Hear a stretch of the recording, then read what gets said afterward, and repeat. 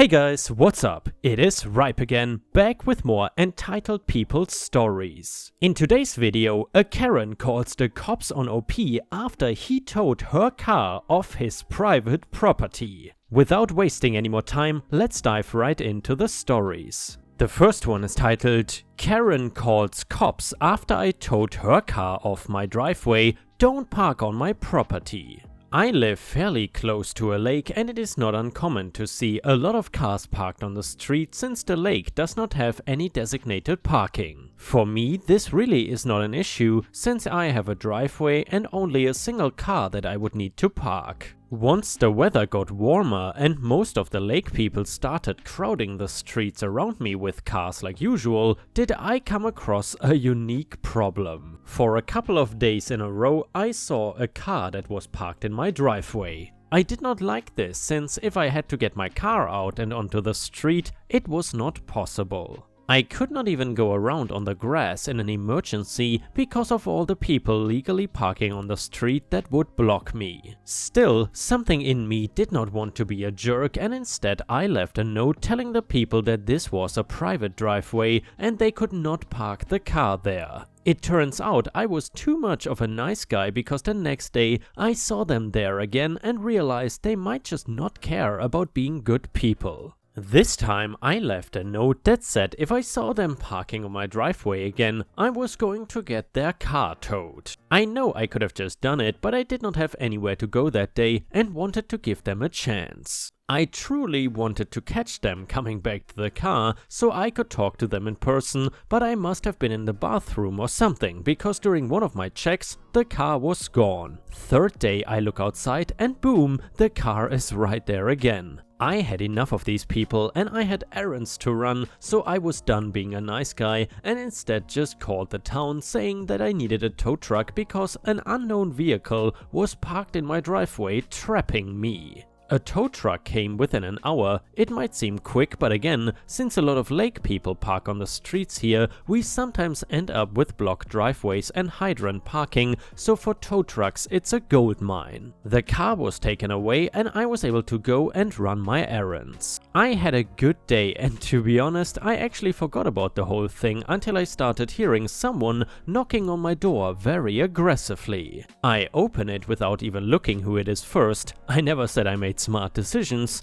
and a woman was standing at my door with a man and two kids a little bit further behind her. Due to her behavior and attitude, I decided that I will call this woman Karen. Karen, where the hell is my car? Me, who are you? You did not leave your car with me. I knew who it was, but I was having fun messing with her a little bit. Karen, I left my car right there while we went to the lake, and now it is just gone. Stealing a car can land you in some big trouble, buddy. Me, you must mean the car that was illegally parked in my driveway for 3 days in a row. Yeah, after the 2 notes went ignored, I just figured you didn't care about getting towed, so I had it removed. Karen, you cannot tow my car. It belongs to me. I was parked in a spot to go to the lake with my kids, and I want you to give me back my car so I can go home right now. Actually, I can, since it is illegal to park in someone else's driveway. I left you 2 notes warning you that it was not a legal spot and I was going to do this if you continued. Karen, those little notes meant nothing. You had a perfectly open spot, so we were going to use it while we went to the lake. You cannot claim a spot belongs to you if you don't have a car already parked there. Me, I would say it one last time, so maybe it can get through all that hairspray. My driveway is not parking for the lake and you should have found a street spot like everyone else that parked today.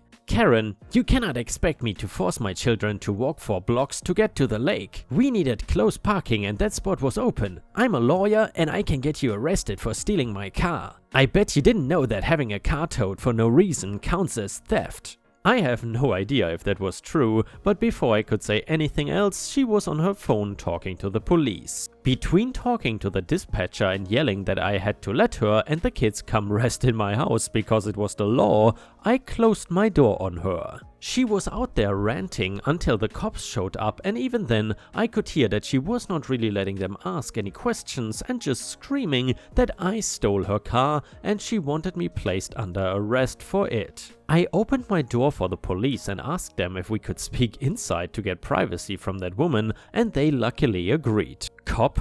From the story we gathered, she is claiming that you stole her vehicle and are keeping it away from her. Did you put the car in your garage or park it somewhere else? Me? I have no idea where her car is. She parked in my driveway for the past 3 days. I gave her warnings not to, and today I found myself blocked in. I called the town and they sent a tow truck who confirmed that she was illegally parked and took it away. She is going to have to call the town or tow company to find exactly where they took it. Cop, she was parked in your driveway? We were told over the phone that she parked to go to the lake and you took that opportunity to steal her car. We talked more until they had a clear story and realized that the car was in fact parked illegally. They told her that she had to find another way home and to call the town to find out where her car was taken. She was still telling them that she was just parking for the lake, and I could not just keep a perfectly good parking spot open and not expect people to use it for the lake. I told the officers that for my own safety, I wanted her off of my property and they had to escort her somewhere else. Just the fact that this Karen broke the law and then tried to call the cops on me was one of the craziest things that has ever happened to me. I really hope she was lying about being a lawyer, because anybody that has her as a client is probably going to be screwed over in court. If you want to keep yourself from getting towed, then you should not park on private property. You also should not ignore warnings given to you and then act surprised when people act on them.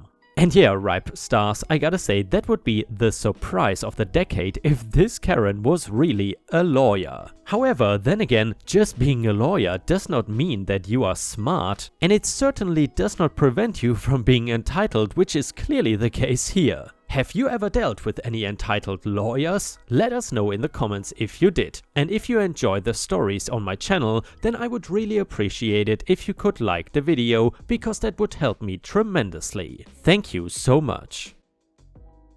The next one is titled, Give Back My Jewels. My client bought a house. The previous owner had dementia and Alzheimer's, and the family had a hard time finding all her stuff and cleaning the house because she had put stuff in weird places in confusion. My client knew this. He was told they had a hard time finding some of her things but were not specific about what they were still looking for. So my client moves in, and while he is renovating and moving in, he finds hidden in the back of the attic a jewelry box. He immediately runs to the local jeweler to appraise the jewelry, approximately $5,000. He happily returns home thinking he found the jackpot. Since they are living in a small town, the jeweler knew the relatives and told them that the client had found their mother's jewelry box and the box they couldn't find. The relatives are outraged and send him a letter demanding him to hand over their heirlooms. He comes to me claiming that he bought the house and everything inside of it, so whatever is left behind is now his. And if he did not get ownership of the box, does he at least deserve some compensation? Unfortunately for him, the contract stated that the house would be transferred empty and vacated. According to the law here, that means he did not get ownership of the box by buying the house. Everything left and found he has to return to the owner and relatives. Here, when you find something special, laws apply. You don't get ownership when you find something. In a nutshell, when you find something, you have to go to the township and report it. If the items are not claimed within a year, then and only then you get ownership. Of course, this is different when you find something on the street and nobody ever finding out you picked it up. But finding something in a house and the relatives knowing you have found it changes the story. So I explain this to him and he says, "Well, the owner has died. Who says that they got ownership of the box then?" I was already disgusted by him, but after that comment I was just done. I go from formal to witch mode and say, "Have you ever heard of heritage?" To which he has the audacity to say, "Yeah, but I heard they were not very close with their mom." At this point I am losing it. I asked him, if one day your mother would die, would the neighbors have a free pass to empty her house based on how they perceived your relationship with her? Or would it be you to decide about her possessions? He is grumbling at this point. I told him the consequences of him not returning the jewelry. He could actually face criminal charges and tell him that in that case I am unable to represent him. Then and only then he gets concerned. I ended the conversation telling him that it is morally reprehensible what he is doing and he should be happy the family had not consulted a lawyer yet, because I would have sent them to the police straight away. A few days later, he forwards me the email he had sent as a reply to the family. He claims he only appraised the jewelry out of curiosity and had not found the time to contact them due to the move, but he was definitely going to give the jewelry back, and ended his email saying, "I will leave it up to you, the family, to decide whether a finder's fee is appropriate or not." Sometimes I hate my job. And here, Ripe Stars, I'm curious what you think about this law, because I don't think it applies in every single country. I'm not sure where OP is from, but judging by the fact that he talked about US dollars, or well, I guess he only talked about dollars, but I suppose it is US dollars, I would say it's the United States. However, I'm not sure if this law applies in every single state. If you know more, let us know in the comments. The next one is titled Worst Grandmother Ever, Part 1. To start off, I, 27 female, have lived with my grandma, 77 female, all my life. She raised my older brother and I, and for that I am eternally grateful. However, even though I love her, I have to admit that my grandma has always been extremely entitled, controlling and even manipulative, mostly regarding my life in particular. I still live at home and I act as her caretaker, as well as helping out my autistic brother. And because someone has made the accusation before, no, that does not mean that I am just mooching off of her. I actually take care of her. I cook her meals, I clean up for her, I help her bathe, do her hair and get dressed, I help her get to the bathroom and clean up after, I help her sort out her meds, I run errands and I do the shopping. As I am the only one that can drive, and I help her get to appointments, I push her wheelchair whenever she's in it, and I do anything and everything else she needs. I have been doing most of these things since I was still in high school. Yes, she pays for everything, but that's only because she has not allowed me to get a job in almost 8 years, always telling me things like, "What if you were at work, but I really needed you," among other things. And even when I had a job, she took all but a fraction of every paycheck to put towards bills. Which I was fine with at the time, because I felt like it was only fair to pay my share, since I finally had an income. Every time I bring up looking for a job now, she has a million reasons to keep me from doing so. Most recently though, she has taken to hating my boyfriend, 24 male, of 6 years, for pretty much no real reason besides for dating me. She talks crap about him constantly, calling him useless and good for nothing, insulting him behind his back on almost a daily basis, even though he is bent over backwards to help me out in many situations. She makes comments like, "He must not love you very much, since he never comes around." But then she pitches a fit every time he asks me on a date, and the only time she ever wants him coming to our house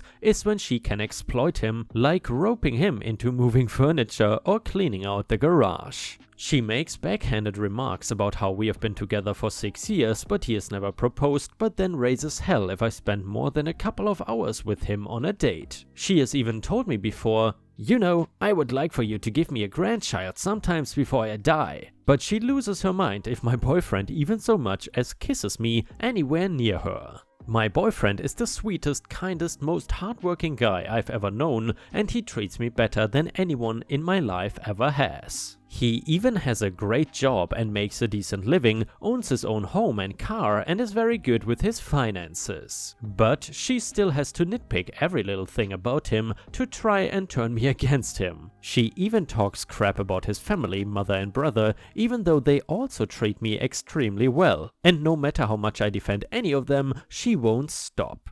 This kind of came to a head the other night. For context, we have just been informed by our landlord that come June 2023, he is selling the house that we are renting, so unless we can come up with $30,000 to buy it from him, we will have to move. And by the way, Ripe Stars, where the hell can you buy houses in the US for $30,000? That seems really cheap. Unless it is a complete hellhole, of course. But anyway, that's a whole different can of worms in and of itself. But what floored me was that a few nights ago, my gran went from insulting my boyfriend's hair, he's been growing it out, to maybe we should move to state that is 2 states away, so you can get away from him, in the same breath. And no, she was not joking, I've been with him 6 years, but she wants me to move away from him because she hates him. Now, as far as us possibly having to move out in a year, she 100% assumes that I most definitely have to move with her and my brother to keep taking care of them, no exceptions. My boyfriend and I are already talking about sitting down with her to discuss my moving in with him instead,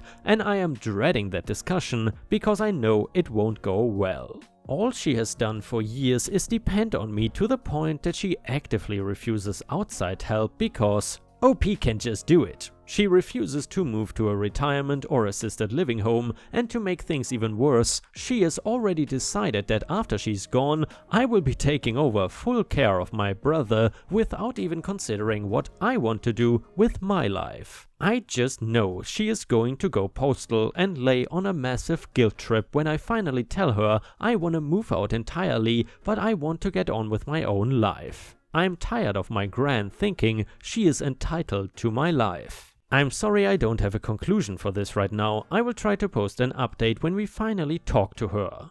And yeah, Ripe Stars, I gotta say I really feel bad for OP in this situation. It seems like her grandmother really wants to control her entire life and she does not give a damn about what OP wants for her life. Not an easy situation indeed. Let us know in the comments what you would do if you were in OP's shoes.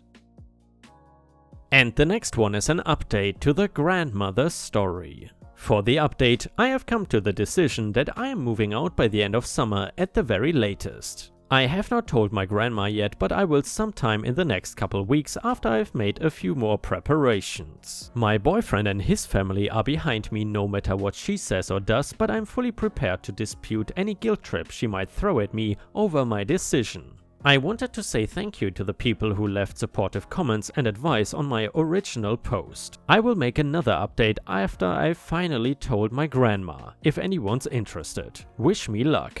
Edit, I wanted to add, the one thing I'm most worried about regarding moving out is what my grandma will do about my dog. Her name is on his vet record because she made me give them her name instead of mine when we first got him. She buys his food and pays for his basic care, in other words, yearly shots, flea treatment, etc. only because, as I said in the original post, I'm not allowed to work, so I have no money. When we got him, she insisted that he was my dog and she continues calling him my dog, and I do everything for him, that I've trained him, I feed him, I walk him, I bathe him, I clip his nails, etc. I don't ask my grandma or my brother to do any of that because again, he is my dog. I love him so much and I couldn't imagine losing him. But I am worried that when I tell her that I'm leaving, she will insist on keeping him out of spite since he is hers as far as his records go. However, I love my dog and I know for a fact that she and my brother won't be able to take care of him without me because she is disabled and my brother is lazy. I'm not sure what I could do in that case, so any advice would be welcome.